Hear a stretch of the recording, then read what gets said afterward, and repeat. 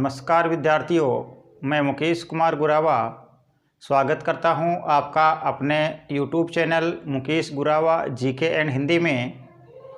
विद्यार्थियों, आज से पूर्व हमने कक्षा 8 गणित का वीडियो भी डाला था। इससे पूर्व हमारी हिंदी की क्लास चल रही थी और आज मैं आपके सामने कक्षा 10 हिंदी का प्रथम पाठ लेकर उपस्थित हुआ हूं। यदि मेरे द्वारा दी गई जानकारी से आप संतुष्ट हो तो हमारे वीडियो को लाइक करें, चैनल को सब्सक्राइब करें, कमेंट करें, शेयर करें। आज हम आपके सामने लेके आए हैं कक्षा 10 हिंदी का प्रथम पाठ। और ये जो पहला अपन पाठ लेकर आए हैं वो पाठ कवि सूरदास का है और आज हम कवि सूरदास का कवि परिचय देखेंगे। विद्यार्थियों, जो कवि परिचय का प्रश्न है वो राजस्थान बोर्ड की परीक्षा के अंदर ये 4 नंबर का प्रश्न आता है। तो इसी 4 नंबर के प्रश्न को आज हम कंप्लीट करेंगे। तो आज हम देखते हैं सूरदास का कवि परिचय। कवि सूरदास आज हम आपके सामने लेके आए हैं कवि सूरदास को। तो विद्यार्थियों, जैसा कि आपको पता है, सूरदास का जन्म संवत 1540 को हुआ था। इनके जन्म की बात की जाए, सूरदास जी का जन्म संवत 1540 को हुआ। बात करें इनकी मृत्यु की, तो इनकी मृत्यु अर्थात इनका निधन हुआ था वो पारसोली गांव में हुआ था और वो सन 1620 में हुआ। 1620 को संवत 1620। और कहाँ पर हुआ? तो वो था पारसोली गांव में, पारसोली में। हम बात कर रहे हैं कवि सूरदास की। कवि सूरदास का जन्म संवत 1540 को हुआ और इनका निधन सन 1620 को पारसोली गांव में हुआ। बात करें कि ये किसके भक्त कवि थे, तो सूरदास जी कृष्ण भक्त कवि थे। किसकी भक्ति किया करते थे? तो ये कृष्ण भक्त कवि थे। अर्थात सूरदास जी श्री कृष्ण की उपासना किया करते थे। बात करें इनके जन्म स्थान के बारे में कि इनका जन्म स्थान कहाँ पर है, तो सूरदास जी के जन्म के बारे में विभिन्न विद्वानों में मतभेद है। तो देखिए कौन कौन से विद्वान क्या क्या बताते हैं। तो इसमें जन्म स्थान के बारे में बात कर लेते हैं आज कि सूरदास जी का जन्म कहाँ हुआ, जन्म स्थान कहाँ माना जाता है। तो कुछ लोगों का मानना है कि इनका जन्म आगरा और मथुरा के बीच में एक गांव है, ये आगरा है, आगरा और मथुरा, आगरा और मथुरा के बीच में एक गांव है जिसका नाम है रुणुकता,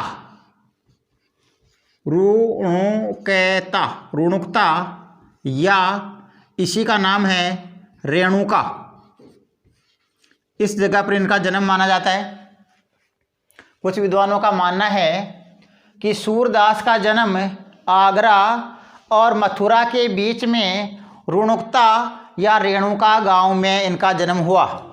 और कुछ विद्वानों के अनुसार इनका जन्म स्थान दिल्ली के पास में एक गांव है सीही, दिल्ली के पास सीही ग्राम, दिल्ली के पास में सीही ग्राम, दिल्ली के पास में ग्राम है सीही। तो दिल्ली के पास में सीही ग्राम में इनका जन्म होता है। अलग अलग विद्वानों के अनुसार मतभेद है जन्म स्थान के बारे में। तो 2 जगह इनका जन्म स्थान मान लिया। पहला, आगरा और मथुरा के बीच रुणुक्ता या रेणुका क्षेत्र में जन्म हुआ।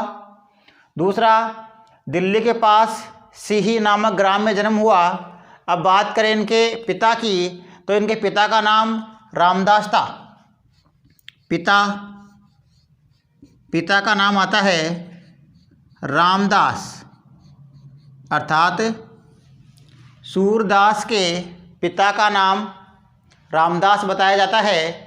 और इनकी माता का नाम है माता का नाम है जमुना दास। इनकी माता का नाम जमुना दास है। और वार्ता साहित्य व भक्तमाल ग्रंथ के अनुसार ये सारस्वत ब्राह्मण थे। ये ग्रंथ है हिंदी साहित्य के, कौन कौन सा? वार्ता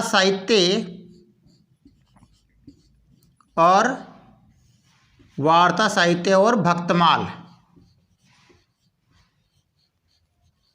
वार्ता साहित्य और भक्तमाल, इन ग्रंथों के आधार पर ये कहा जा सकता है कि सूरदास की जाति थी वो ब्राह्मण थी, अर्थात ये सारस्वत ब्राह्मण जाति के थे।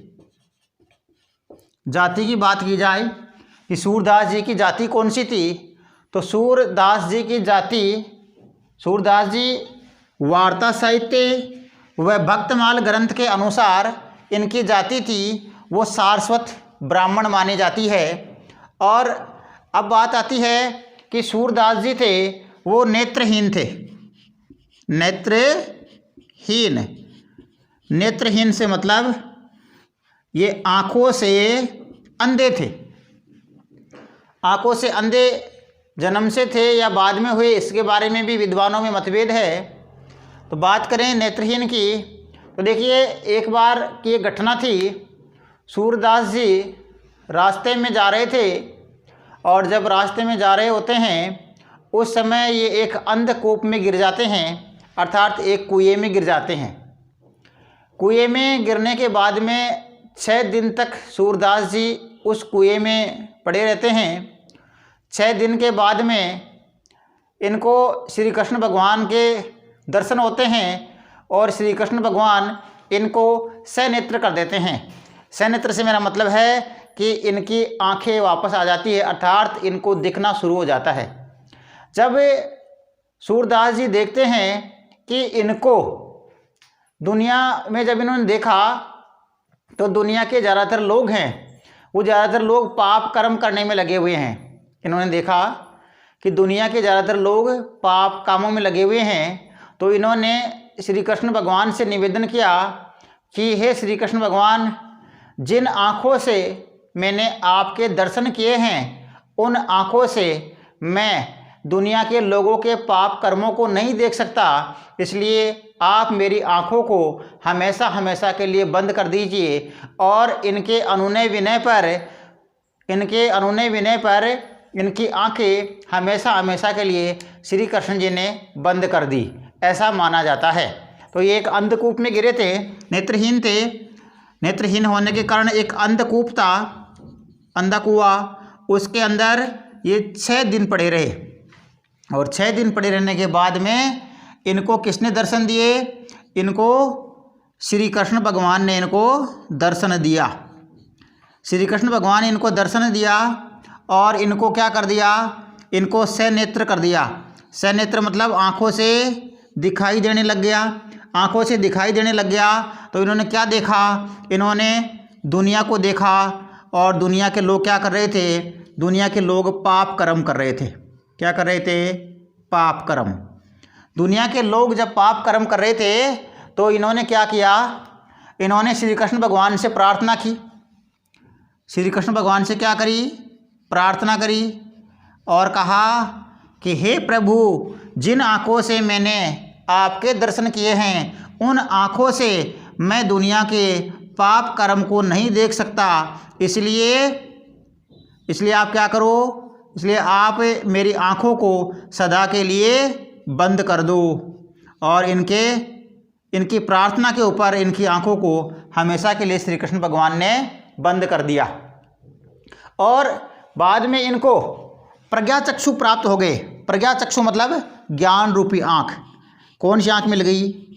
प्रज्ञा चक्षु। प्रज्ञा का मतलब होता है ज्ञान, प्रज्ञा का मतलब होता है ज्ञान, ज्ञान और चक्षु यानी आँख, अर्थात इनको ज्ञान रूपी आँख मिल गई। किनको? सूरदास जी को। सूरदास जी को ज्ञान रूपी आँख की प्राप्ति हो गई। उसके बाद में देखिए, बात करें इनके गुरु की कि इनके गुरु कौन थे, तो इनके गुरु का नाम था आचार्य वल्लभ। इनके गुरु का नाम था, गुरु की बात करें, गुरु का नाम था आचार्य वल्लभ। सूरदास जी के गुरु का नाम आता है आचार्य वल्लभ। बात करें कि ये कौन से भाव की भक्ति किया करते थे, तो पहले ये दास्य भाव की भक्ति करते थे।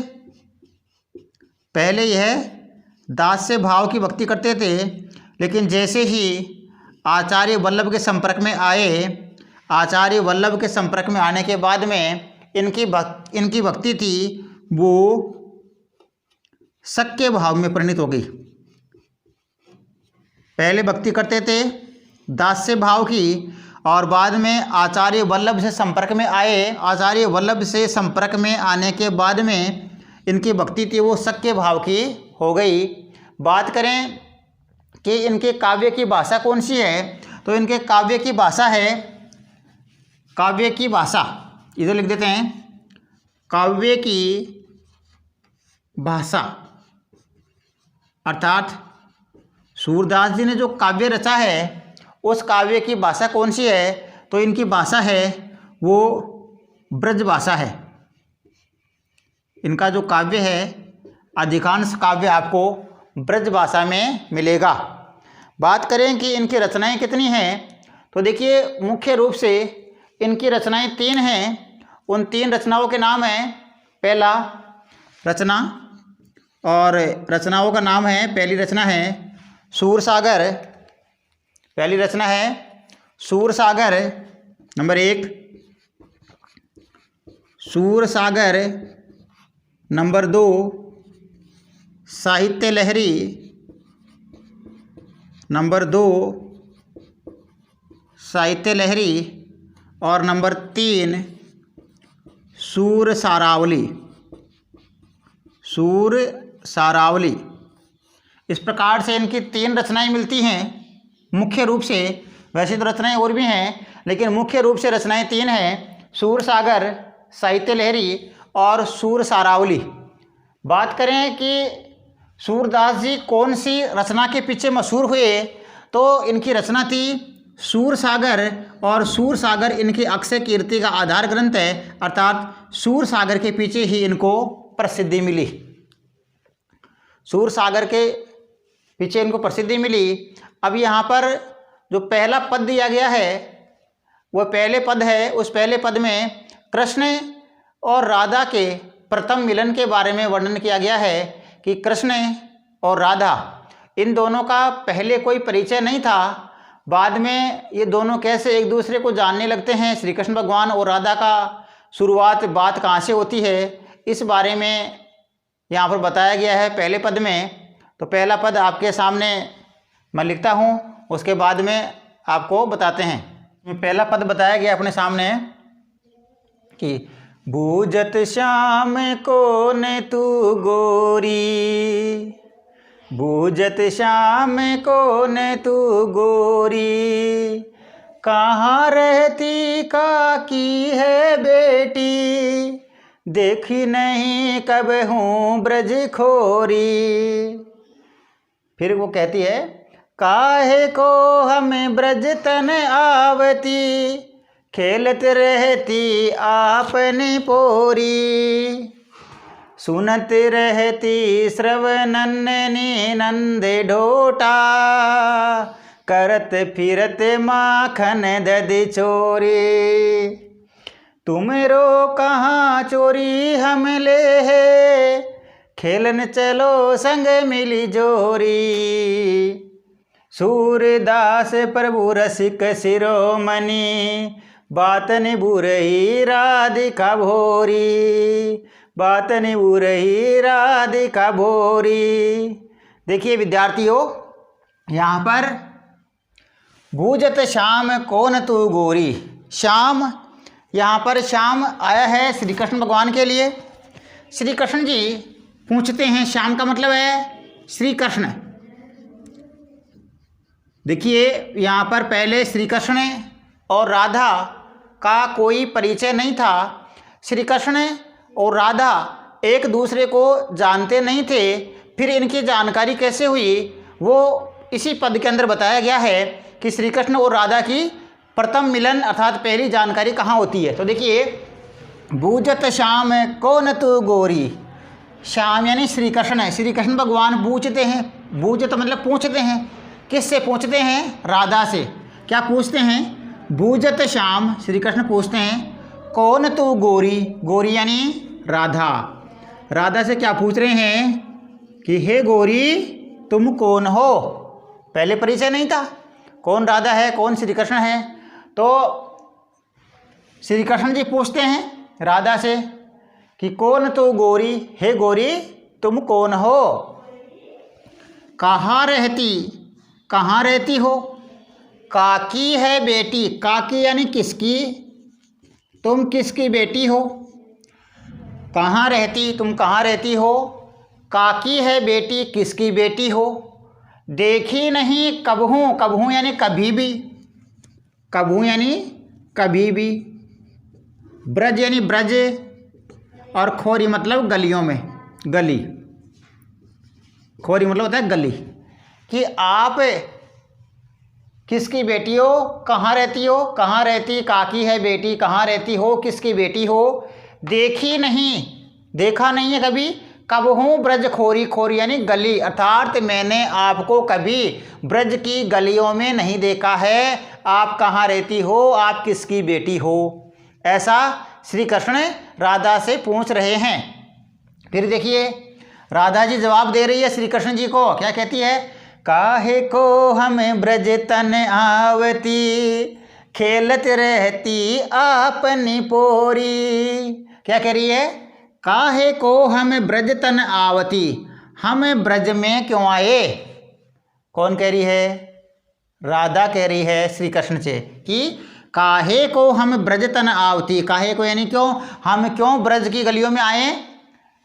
खेलत रहती आपनी पोरी, हम तो अपनी पोरी यानी गली, अपनी पोरी यानी अपनी दहलीज, पोरी होती है दहलीज, अपनी दहलीज यानी कि जो अपना मकान होता है उसके बाहर का जो रास्ता होता है वहीं पर जो खेलने की जगह होती है वो दहलीज, हम तो वहीं खेलती रहती है। खेलत रहती अपनी पोरी, हम तो अपने घर में ही, हम तो अपने आंगन में ही या अपने घर के सामने ही खेलती रहती है, हम ब्रज में क्यों आए। ये बात कह रही है राधा श्री कृष्ण से। फिर देखिए और क्या बता रही है। और राधा कह रही है श्री कृष्ण जी के बारे में कि सुनत रहती श्रवणन्नी नंद ढोटा, करत फिरत माखन दधी चोरी। कि सुनत रहती, हम सुनती रहती है, श्रवणन्नी अपने कानों से, श्रवणन्नी यानी अपने कानों से, हमने अपने कानों से सुन रखा है। क्या? नंद ढोटा, नंद यानी नंद और ढोटा यानी पुत्र। हमने अपने कानों से ये बात सुन रखी है कि सुनत रहती श्रवणन्नी नंद ढोटा, हमने अपने कानों से ये बात सुन रखी है कि नंद का पुत्र, नंद ढोटा था नंद का पुत्र श्री कृष्ण है, वो क्या करता है? करत फिरत माखन दधी चोरी, अर्थात वह करत फिरत करता फिरता है क्या? माखन दधी यानी दही। श्री कृष्ण के बारे में अर्थात ये सुन रखा है कि करत फिरत माखन दधी चोरी की श्री कृष्ण क्या करते हैं? श्री कृष्ण माखन और दही की चोरी करते हुए फिरते हैं, ऐसा हमने सुन रखा है। ये बात कौन बताता है? ये बात राधा जी बताती है श्री कृष्ण जी को। और देखिए फिर क्या बोलते हैं। श्री कृष्ण जी कहते हैं उनसे, जब वो ये कहती है कि भाई हमने ऐसा सुन रखा है कि नंद का पुत्र है श्री कृष्ण, और वो क्या करता है, माखन और दही की चोरी करता फिरता है। ऐसी बात है जब श्री कृष्ण जी सुनते हैं तो श्री कृष्ण जी देखिए राधा से क्या कहते हैं, राधा जी से कहते हैं, तुम रो कहाँ चोरी हम ले है, खेलन चलो संग मिली जोरी। कहते हैं कि तुम रो कहाँ चोरी हम ले है, कि हे राधा हमने तुम्हारा क्या चुरा लिया है, तुमरो कहाँ चोरी हम ले है, कि हमने तुम्हारा क्या चुरा लिया है, खेलन चलो संग मिली जोरी, जोरी यानी जुट में या एक जगह, जुट में या एक जगह, जोड़ी में, यानी आप तो मेरे साथ संग चलो, मेरे साथ चलो और मेरे साथ चल कर के खेलो, मैंने आपका कुछ नहीं चुराया है। ये बात श्री कृष्ण जी राधा से कह रहे हैं। देखिए फिर, सूरदास प्रभु रसिक शिरोमणि बातन बुरही राधिका भोरी। सूरदास कवि वर्णन करते हुए कहते हैं कि वह भोली बाली राधा, सूरदास प्रभु रसिक शिरोमणि अर्थात रसिकों में रसिक, सूरदास कवि वर्णन करते हुए कहते हैं कि वह राधा श्री कृष्ण की बातों में आ गई और बातनी भुरई राधिका भोरी, वो भोली भोरी यानी भोली, वो भोली भाली राधिका श्री कृष्ण की बातों में आ जाती है और श्री कृष्ण की बातों में आकर के वह उनके साथ खेलने चली जाती है। ये पद था, इसका ये इंद्यनुवाद था। अब बात आती है कि इस पद में कुछ विशेष लिखना पड़ता हमें। जब व्याख्या लिखनी पड़ती है तो व्याख्या में हमें विशेष भी लिखना होता है कि इसमें क्या चीज़ विशेष रही है। तो देखिए विशेष की बात करें, पहली बात तो ये करें कि इसमें अलंकार कौन सा है। तो देखिए विद्यार्थियों, इसमें अलंकार हम छाटेंगे तो देखिए कै वर्ण की आवर्ती जहाँ पर होती है वहाँ पर अनुप्रास अलंकार माना जाता है। आप सबको पता है जहाँ एक ही वर्ण की आवृत्ति एक से अधिक बार हो या एक ही वर्ण की आवृत्ति बार बार हो वहाँ पर अनुप्रास अलंकार माना जाता है। तो यहाँ पर कै वर्ण की आवृत्ति देखिए कितनी बार हो रही है, कहाँ रहती, यहाँ भी कै आ गया है और यहाँ भी कै आ गया है। विद्यार्थियों यहाँ पर कै वर्ण की आवृत्ति एक से अधिक बार हुई है, इस कारण से यहाँ पर अनुप्रास अलंकार माना जाएगा। बात करें अलंकारों की तो यहाँ पर अनुप्रास अलंकार मान लिया जाएगा। और विशेष की बात करें कि इसमें भाषा कौन सी है, तो विद्यार्थियों पहला जो पाठ है उस पहले पाठ के अंदर जितने भी पद हैं अगर उनमें से कोई सा भी पद आए तो उसमें भाषा होगी ब्रज भाषा, उसमें भाषा होगी ब्रज भाषा। इस प्रकार से आप विशेष भी लिख सकते हैं। और विद्यार्थियों आपको मेरे द्वारा दी गई ये जानकारी किस प्रकार पसंद आई ये आप हमें अपने वीडियो में कमेंट के माध्यम से बताएं और वीडियो को लाइक करें, चैनल को सब्सक्राइब करें, कमेंट करें कि आपको और किस प्रकार के वीडियो देखना पसंद है।